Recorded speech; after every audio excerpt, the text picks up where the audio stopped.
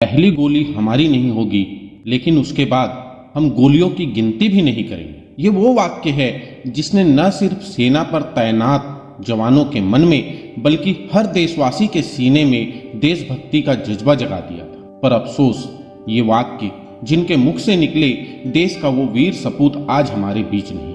पूरा देश बुधवार दोपहर एक दुर्घटना की खबर सुनकर सन्न रह गया। चंद घंटे बाद कुहासा साफ हुआ और जो हकीकत सामने आई उसके बाद देश की आंखें नम हो गई। तमिलनाडु में कुन्नूर के जंगलों में सेना का MI-17 हेलीकॉप्टर क्रैश हुआ।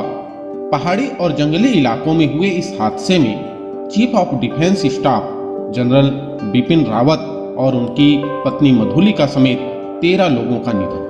वो सेना के हेलीकॉप्टर से अपनी पत्नी और सेना के कई वरिष्ठ अधिकारियों के साथ एक कार्यक्रम में हिस्सा लेने जा रहे थे। CDS बिपिन रावत ने सेना को लंबा समय दिया, जिस दौरान उन्हें काफी सारे सम्मानों से भी नवाजा। नमस्कार दोस्तों, मैं प्रशांत और मैं आज आपके साथ एक अत्यंत दुखद घटना शेयर करने जा रहा हूँ, एक दुखद समाचार शेयर करने जा रहा हूँ। आज इस वीडियो के माध्यम से हम देश के पहले CDS जनरल बिपिन रावत जी को श्रद्धांजलि अर्पित करते हैं और आइए चलते हैं और उनके सैन्य सफर के बारे में आपसे कुछ बातें शेयर। CDS बिपिन रावत का जन्म 16 मार्च 1958 को उत्तराखंड के पौरी में गढ़वाली परिवार में हुआ। उनका परिवार कई पीढ़ियों से सेना में देश की सेवा करता आया है। रावत पहली बार 16 दिसंबर 1978 में 11th गोरखा राइफल्स की 5वीं बटालियन में कमीशन हुए। उनके पिता लक्ष्मण सिंह रावत भी कभी इसी बटालियन का हिस्सा थे। वो सेना में लेफ्टिनेंट जनरल के पद पर जाकर रिटायर हुए। रावत जी को भी देशभक्ति और बहादुरी विरासत में मिली थी।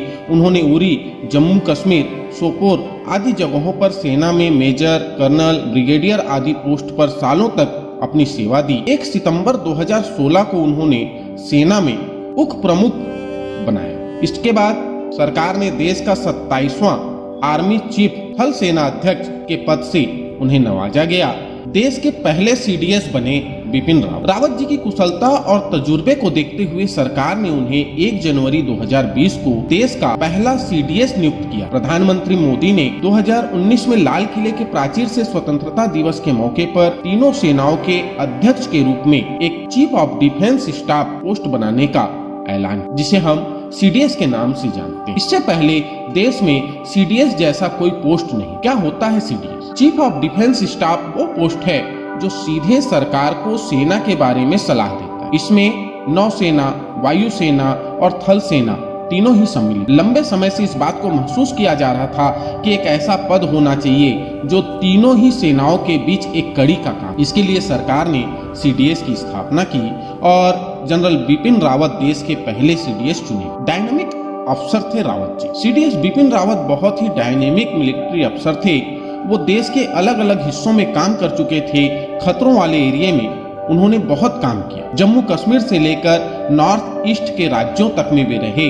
LAC, LOC पर उन्होंने अपनी सेवाएं दी। इसी कारण उन्हें बहुत लंबा ऑपरेशनल एक्सपीरियंस था।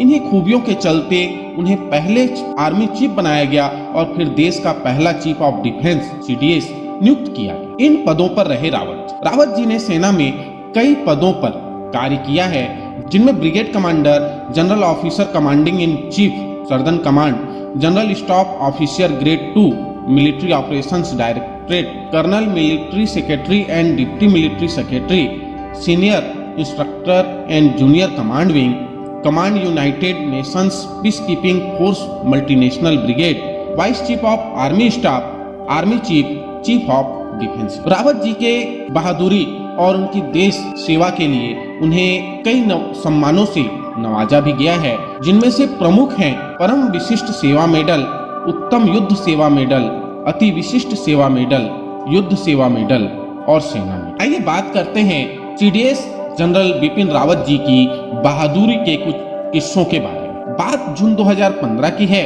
मणिपुर में हमारी सेना पर आतंकी हमला हुआ। 18 सैनिकों की शहादत से देश क्रोध से उबल रहा था। उस दौर में संयोग से 21 पैरा 3rd कॉर्प्स के कमांडर बिपिन रावत ही। उन्होंने दुनिया को दिखाया कि भारत पर आंच आती है तो क्या होता है। इस यूनिट के पैरा कमांडो ने सरहद पार करके म्यांमार में ऑपरेशन किया और NSCN आतंकी ग्रुप के 60 से ज्यादा आतंकियों को उनकी मांद में ही घुसकर ढेर कर पाकिस्तान की हरकतों का जवाब उन्होंने अपने अंदाज में दिया। 29 सितंबर 2016 को पाकिस्तान के कब्जे वाले कश्मीर में भारतीय सेना की स्पेशल कमांडो यूनिट ने रातों रात ऑपरेशन किया। कई आतंकियों के साथ पाकिस्तान के सैनिक भी ढेर कर दिए। ये हमारे उरी और CRPF कैंप पर हुए हमले का जवाब था। Chief of defence staff general Bipin Rawat बड़े सैन्य ऑपरेशन के लिए जाने जाते थे। खासकर जम्मू कश्मीर में ऑपरेशन ऑल आउट शूट कर उनके नेतृत्व में कई सफल आतंकी ऑपरेशनों को अंजाम दिया। यही नहीं, सर्जिकल एवं एयर स्ट्राइक जैसे ऑपरेशन भी उनकी देखरेख में हुए। सर्जिकल स्ट्राइक की योजना बनाने में रावत भी शामिल थे। भारतीय सेना ने POK में घुसकर उड़ी और पूंछ सेक्टर में आतंकियों के खिलाफ सर्जिकल स्ट्राइक की, तब बिपिन रावत सेना के उपाध्यक्ष। सर्जिकल स्ट्राइक की योजना बनाने में रावत जी की महत्वपूर्ण भूमिका थी। वो उस ग्रुप में शामिल थे जो इस स्ट्राइक की लगातार निगरानी कर रहे हैं। 370 हटने के बाद घाटी की हालात को नियंत्रण में रखने में भी रावत जी ने महत्वपूर्ण भूमिका निभाई। जब जम्मू कश्मीर से अनुच्छेद 370 हटाया गया और उसके बाद वहां शांति व्यवस्था बनाना सरकार के लिए सबसे बड़ी चुनौती थी, उस कठिन दौर में रावत जी ने अपनी सूझबूझ से कश्मीर के हालातों पर नियंत्रण रखा। भारी संख्या में सेना की तैनाती कर कश्मीर में हालात सामान्य रखे। उन्होंने इस दौरान LOC के साथ ही मैदानी इलाकों में जवानों की तैनाती व समन्वय के साथ कई दौरे कर पूरी स्थिति को नियंत्रण में रखा। आज पूरा देश रावत जी के इस वीरता और उनके अदम्य साहस को सलाम करता है और उनकी इस असामयिक मृत्यु पर पूरा देश गमगीन है और हम पूरे देशवासियों की ओर से उन्हें विनम्र श्रद्धांजलि अर्पित करते हैं। जय हिंद, जय भारत।